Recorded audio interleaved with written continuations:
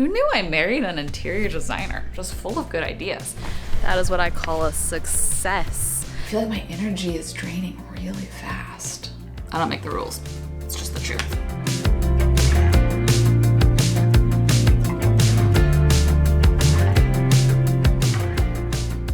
Hi friends, good morning. How are you? Welcome back to the channel for a vlog that I am looking forward to hanging out with y'all today. I have things that I want to do that I just think will be fun.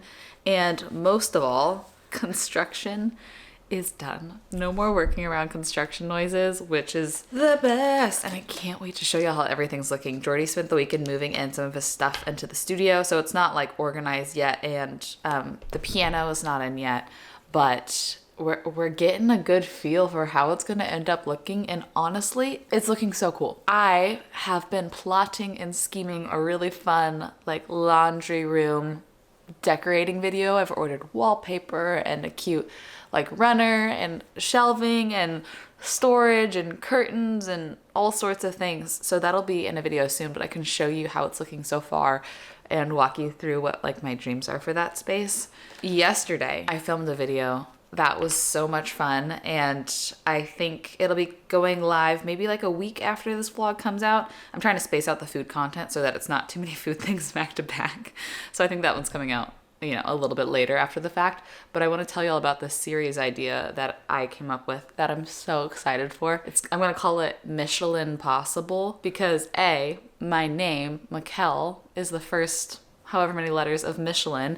So I already have like a vision for the thumbnail where like Michel is in a different color font, but it's all one word, Michelin Possible, because the tagline of the series that I'm hoping I can keep up is where we do like some sort of foodie challenge to see if it's Michelin possible or if it's a mission impossible. And the first one that I did is Jordy and I went to this like tasting experience where it was a 1-star Michelin chef and a 2-star Michelin chef that like collaborated on this meal. And I recorded the whole thing with the intent of trying to choose one course to come home and recreate myself fully from scratch. And I chose a fish taco, which you would think would be easy, but it took me like 5 hours because I made the tortillas from scratch. I made the salsa from scratch. I grilled all the ingredients, made the salsa. I made this sweet corn puree from scratch. I made the mole from scratch. And then they had this mezcal battered black cod. So I just had to experiment to figure out how to even get a mezcal batter. So I'm really excited for that video to come out. There's also some errands I want to run with y'all. I can't wait for today. So I'm gonna keep getting ready to the best of my ability, and we will get this day started.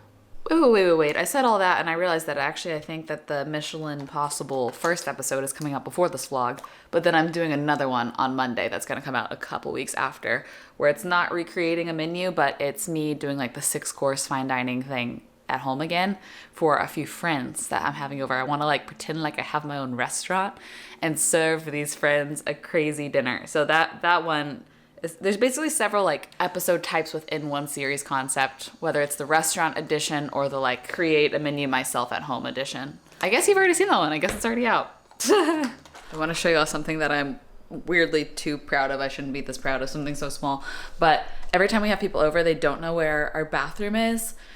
Because it doesn't look like it should be. It looks like it should be a coat closet. It's under the stairs. So I found this on Pinterest a couple months ago, and it finally just came in the mail. It's the cutest little sign that says bathroom. Look at how cute it is. Isn't that precious? Who knows if it will help anybody, but I like it. I think it's cute. It's kind of giving like the old cottagey Maine vibes that I love, having little like handmade gold details places or bronze things. That's what I want to like slowly curate and find over time. Speaking of bathroom, how was that for a transition, huh? Before I make breakfast for the day, something I always try to do to remember to do on an empty stomach is take 2 of my daily probiotics. I take Seeds DSO1, a daily symbiotic.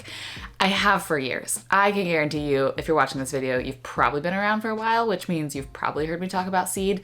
But it still shocks me that literally yesterday I got an email from someone with paragraphs being like, You've talked about this for forever. I finally did it. I'm already feeling so much better. I've struggled with like my gut health for 10 years and this has made a difference for me in the last like month. I am really grateful that I get to continue to work with Seed and partner with them on 1 or 2 videos every single month. So I am working with Seed, which means I have a promo code if you are wanting to try out a good probiotic. Your gut health is connected to so many other systems in the body, to like your skin, to of course your digestion, to your cardiovascular health. Like so many different things are affected by your gut health. So this helps to support your body in many ways, which is why it's something that I'm adamant about and take every single morning. A lot of probiotics on the market are seriously kind of a scam because they don't survive digestion and the companies don't seem to really care. So people are spending their money on a probiotic thinking that they are, taking this probiotic that is going to do what it's supposed to do, but it dies during the digestion process, doesn't deliver to the colon, and then has like no effect. Whereas Seed has created this capsule system to where there is an outer capsule of a prebiotic and then an inner capsule of a probiotic that helps it survive, that helps it deliver, that helps it do what it's supposed to do. They're so transparent with their science too. Like just give their website a read through. You can see how much dedication and research they've put into what they do, which is why I will sing their praises till the day I die. My code is Mick-Elle25. That's gonna get you 25% off your first month. I will have that link down in my description. But yes, I'm gonna take this before I make any sort of breakfast, and then I need to get dressed. Jordy has a friend in the studio right now. Actually, it's not even just a friend, it's the guy that married us. Him and his wife married us. I need to go in and say hi. But whenever they're wrapped up, I really want to show y'all how the construction progress has been coming along. Oh, and Jordy came up with an idea that I think is so cool that we're gonna do.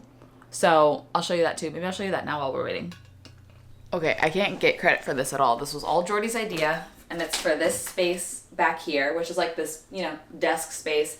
I personally love the way it's styled because it's very me. We don't really use this as a desk. We each have our own office, and it does kind of feel like a wasted space. Like the couch has to go here because of the doorway. It can't go back any further. And then there's like this massive amount of space, which for a 1,600 square foot house feels like a big chunk of it that's kind of just unutilized. So Jordy's idea is we take this pre-existing, it's like a built-in piece of wood, and honestly I don't love the way it looks, so this is also going to be nice for this, but we take this and we already have bought shorter legs, and we're going to lower this to like bench height, and then I want to get a cushion made to go across it, and we're going to have a couple like bistro tables here for like kind of coffee shop co-work vibes. You can sit at the bench, work at a computer, and still see the TV.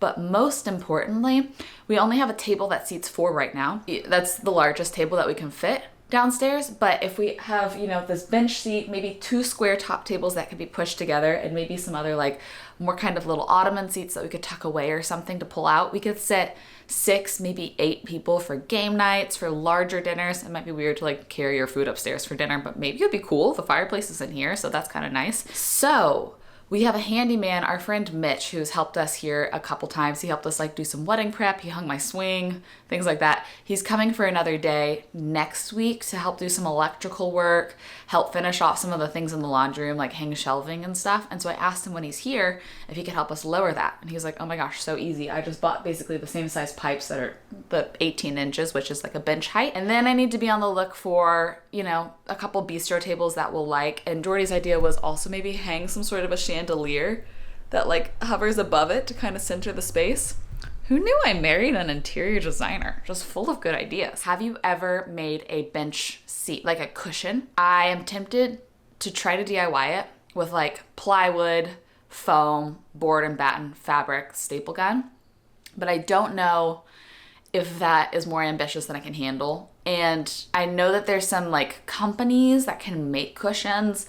Has anybody done it? Is it worth it? I'm sure it's super expensive, so like probably DIY is the way. The last thing about this is like an odd shape because the wall cuts in here. So I can't decide if like maybe I should just have the cushion go straight back and then utilize this space as something else creative, or if I should try to make the cushion to the exact same shape. I'm just crowdsourcing ideas here.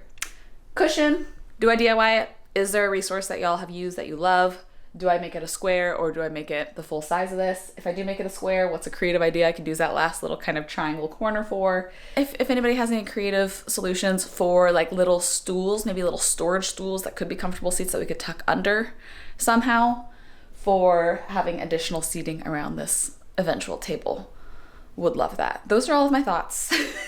A goal of mine for my 27th year of life is to find artists, like real actual artists that I like their work and want to support. I probably can't afford like their original paintings, but some that I found will sell prints of their original paintings for like a couple $100s as opposed to like thousands of dollars.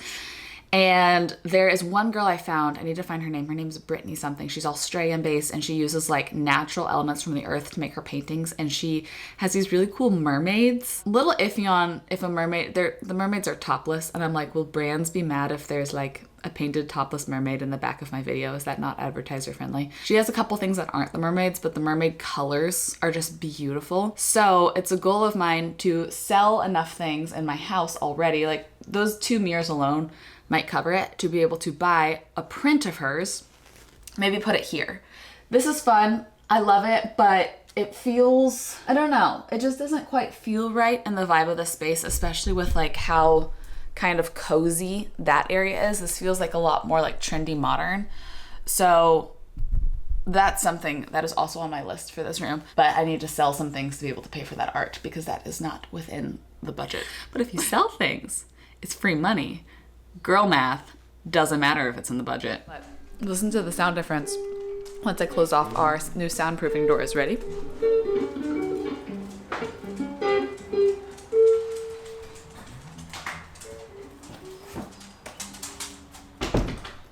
Pretty good, huh? So I've mentioned a couple times that starting in April, we were going to be pretty strict with budgeting and like keeping track of our expenses and all sorts of things. Jordy's a lot better about that than I am, but I feel like we found a system that has been working so far. We're only a month in, so I can't, I guess, speak to that too highly, but I had some people ask questions about, you know, our plans and how we're going to keep track of that and also give app recommendations. But to be honest, every app that I've tried for budgeting, like I love apps that will, you know, kind of alert you on subscriptions or things like that. But for actually like categorizing amounts spent in different categories each month, I found it's more work to like go in and correct the app's categories than it is to just keep track of the few categories that we care about. Like for example, keeping track of car expenses like gas, oil, all that sort of thing. I'm not too worried about tracking that because it's like kind of out of our control anyways. It's not like we can drive less or do whatever. So I'm more concerned about tracking specific categories that aren't as necessary, but that we do tend to spend in. So this is what I have created. And so far it's working well. I have access to this on an app. It's just a Google Sheet, but we don't really update it on the app in live time. I've noticed more like every 5-ish days, we'll sit down or I'll sit down with our credit card like history and then go in and retroactively log these things. And then we'll have like a check-in being like, hey, here's how much we've spent so far for the month. And here's how much is left for the month. So for example, it's this sheet that has a ton of different categories, all different colors, but like, here's our fun treats category. So for example, here's how much we have allotted for the month. $200 a month for fun treats. That breaks down to like $25 a person a week. Everything in that category is like coffees, pastries, smoothies, street tacos for lunch, anything like that. So I feel like that's a fair budget for us. And obviously talking about budget things is like pretty vulnerable because everybody has different things that they prioritize. Everybody has different lifestyles, different incomes, different responsibilities, like if you have kids. So me sharing this does feel a little bit vulnerable. I just ask that you have grace with me as I share how we have been doing this. But so this is how we keep track of it. So I have a category of the name, the date, and how much we spent. So on April 5th, I got a matcha and it was $10. Insane. But then it just like has the total spend for the month. Just, I did a little formula that says do the sum of all of this. And we could see so far for the month, we've only spent $53 in that category out of 200. So if we get closer to the end of the month, you better believe I'm gonna go get a big fun treat. I'm gonna go get a box of a dozen gluten-free donuts. Then here's groceries, the name of where we went, the date, how much we spent. So far for the month, we spent $469 on groceries, but we allot ourselves $600 a month for groceries. So we've been doing that, and there's other categories. I have an unknown category, house supplies, medical. Under medical though, we also keep some like less important things in there. But like if I get a massage or if Jordy goes to physical therapy, that's why we're keeping track of medical. Date night budget, hosting budget, and then a generosity budget. So those are the categories that we're keeping track of for now. Obviously that doesn't include bills, car, max. So that's what we've been doing, and it's been working really well. It's kind of changed how I see things in terms of like, well, we could go out for this, or we could go out for this cheaper thing and go out twice this week, which has been nice. And it's also made us utilize some like gift cards that have been sitting around, which is also nice. That's my little check-in with y'all about how we've been kind of trying to figure out our joint finances and our kind of, spending culture as a household, as a new family. I know that we are in our dink life, dual income, no kids, which is also reflected here, and I'm sure will change eventually if either of us have a change in income or if we ever have a kid. So it's been kind of nice to get a grasp on things and kind of have a plan on things, but that's how we've been budgeting. I also think that the word budget can be reframed as well. Like it doesn't necessarily have to mean being incredibly frugal with every single thing you do. It can just be being intentional with the dollars you have coming in and where you want it to go out to. And I think it's a helpful tool. And also like you could be the wealthiest person in the world and have the most lavish lifestyle, and you could still have a budget. You could say, I'm going to be very intentional with the output of my dollars, and I want them to go to these categories so that I am building the life and the future that I hope for and dream of. Budgets. Yeah. Okay, I'm finally going to get dressed. Laundry room. Okay, so here's what the plans are.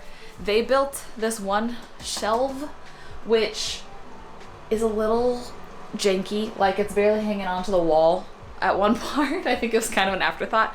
So what I'm going to do is I'm going to take this piece of wood, save it so we don't waste it, attach it to this little lip so that this lip comes out further so that we can actually store things on it, and then use the shelves that my dad built for my Austin apartment, hang them on the wall here. And then I bought wallpaper for this wall. It was quite pricey. I wanted to carry it along this wall, but like it's a lot cheaper to just do this wall. So I'm going to start with this wall. And then over here, this, I bought, instead of actually building in shelves, I just went ahead and bought a rack that we're gonna build and put here. And then I have this tension rod. I was testing the size because I'm gonna hang like a velvet curtain, which is gonna be so fun. Back here, I could either hang the brass hook, large hook that we got at the Vintage Mall here, or I could hang it here with like brooms on it. Or back here, honestly, that might add some interest to that wall. We'll figure it out when we actually do that video. But the main event, I'm gonna show you Dirty Studio. I think he's in there. Let me make sure he's fully clothed.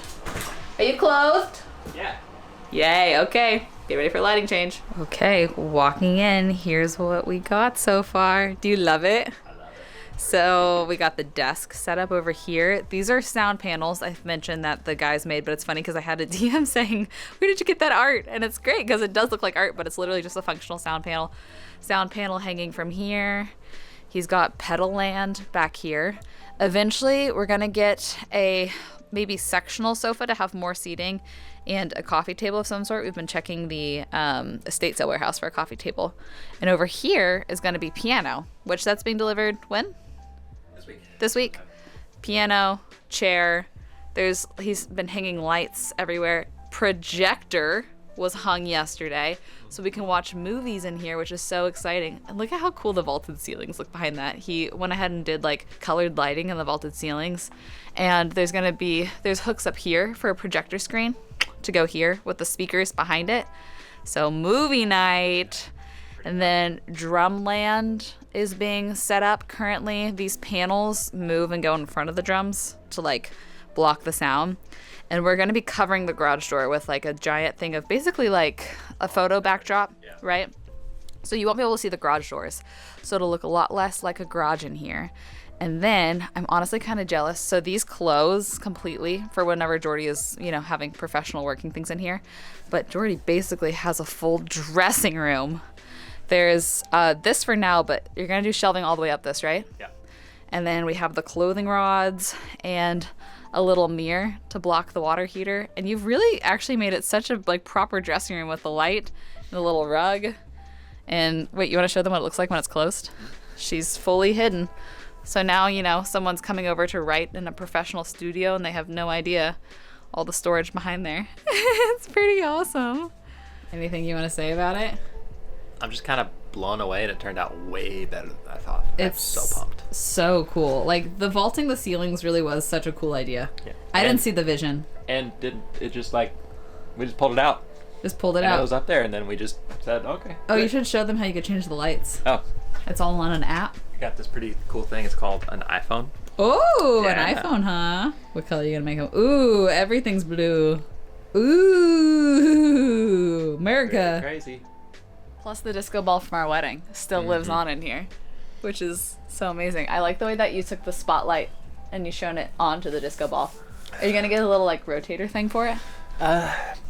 Maybe that might be overkill. What I might just do is like hang it from a string so you can spin it and it'll go. Oh yeah, that's cool and probably cheaper. Yeah. Oh, and also it's great. It works out that there's like still a lofted space up there that you can't even really see. But that's where all that's where all the studio gear goes, like cases and all the tour stuff. And you got this ladder because you've been loading it up there. But now you literally don't even need the storage unit for that sort of stuff. They're great. You can have it all just right here.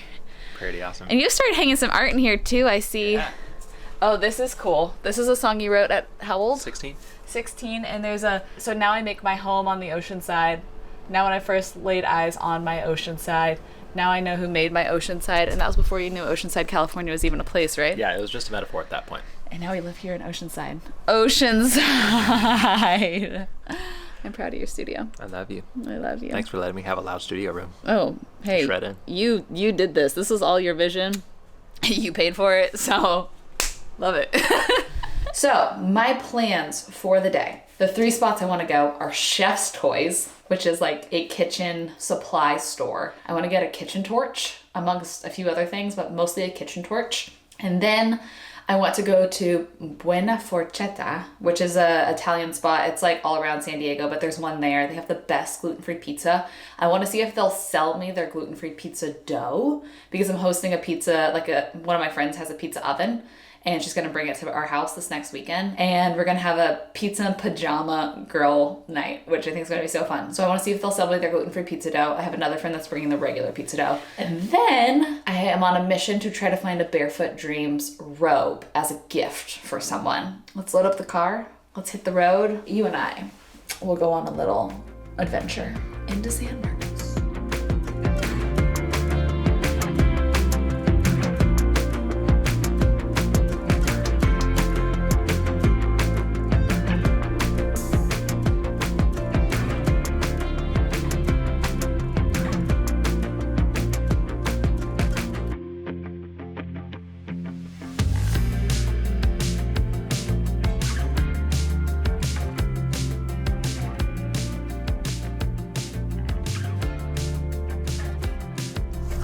Haul. I recognize to some of you this might be the most boring haul ever, so I will speed through it, but I'm really excited. First, a thermometer that I can actually put in hot oil, because I've been using a meat thermometer for things like hot oil. Second, a tiny little spider. I didn't even know that these strainers, skimmers, spiders, whatever you want to call them, came this small. They had obviously the huge ones, but I just don't have huge pots, so hopefully this will do. Okay, I'm planning on trying to make some of my own infused oils for the menu I'm doing next week. Look at how cute these little squeezy bottles are. I figured I could save them in this, and then also easier to plate. This was the cheapest option for round cutters, but it comes with, 2 sides to them. So there's the fluted side and then just like a circular side, which should be great for cutting puff pastry. Let's say a prayer for gluten-free puff pastry. And then a little julienne peeler. I wanted to get basically strips of lemon peel instead of like a zest, like more ribbons, julienne sized ribbons. So this was actually pretty affordable. And then the tiniest little melon baller. I thought I had ordered one this size for the last time I did this, but it was actually huge. So I could even get tiny little scoops of like avocado or smaller things than a melon, which is nice. And then last but not least, I did not get a torch, But I did get some butane because all of the like torch heads here, the cheapest one was like $47. The other one was like almost $70. And they sell them on Amazon for $15, but you just can't order flammable fuel online, at least not that I've been able to find. So I went ahead and bought the fuel, and then I'll order the little torch head on Amazon, and hopefully that's the cheaper option. But this whole thing was like $3, which is great. I wanted to get plating tweezers, but they were so expensive. And I have some unused, like literally eyebrow tweezers that are obviously that big, where plating tweezers are like large, but never ever been used, that I have been using for plating smaller things. I'm just gonna keep doing that because I don't want to spend $20 on a pair of tweezers. Okay, let's do Nordstrom Rack. Let's pray for a Barefoot Dreams. I feel like my words are not working. Pray for a Barefoot Dreams robe there. And then let's also pray that Buena Frechetta lets me buy raw dough. They might say no, but they might say yes. Okay, I found Barefoot Dreams blankets, which are actually such a good deal. They're all different prices, but they're about $60, which is pretty much half off. Okay, I found one singular Barefoot Dreams cardigan for $49. It's kind of perfect. I feel like I really, really lucked out. That price for this, wild. And so soft. It's not quite a robe, but like it does the same thing. You know, something cozy you throw on in the morning. I think it's great. Okay, so Buena Frechetta does sell their gluten-free pizza dough, which is the best gluten-free pizza dough I've possibly ever had. It's so fluffy. So I got enough for 5 pizzas for this weekend. But it's also next to a Copa Vita, which I used to live next to in Pasadena. And I haven't been to one since I moved. And so using my fun treats budget for a little strawberry matcha, the top is very whipped, which looks great. Let's give it a try.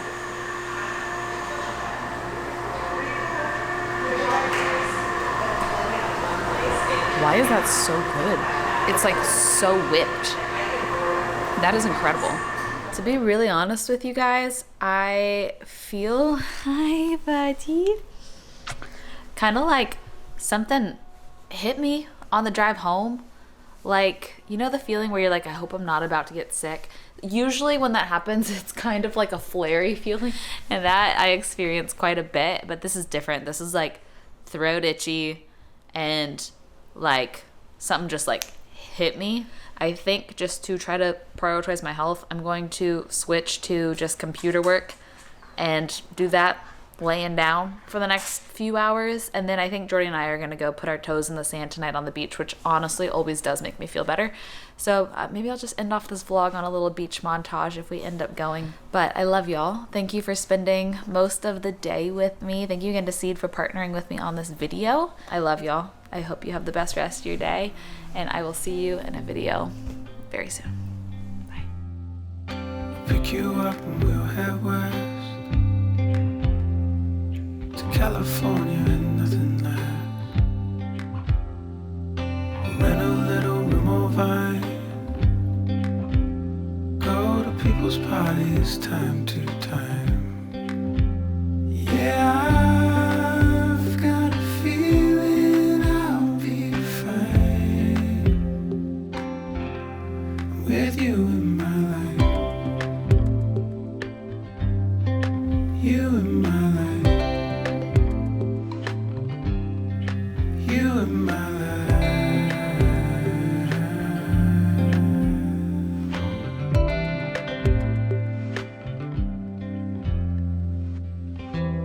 Call me up and I'll come down. I'll come down.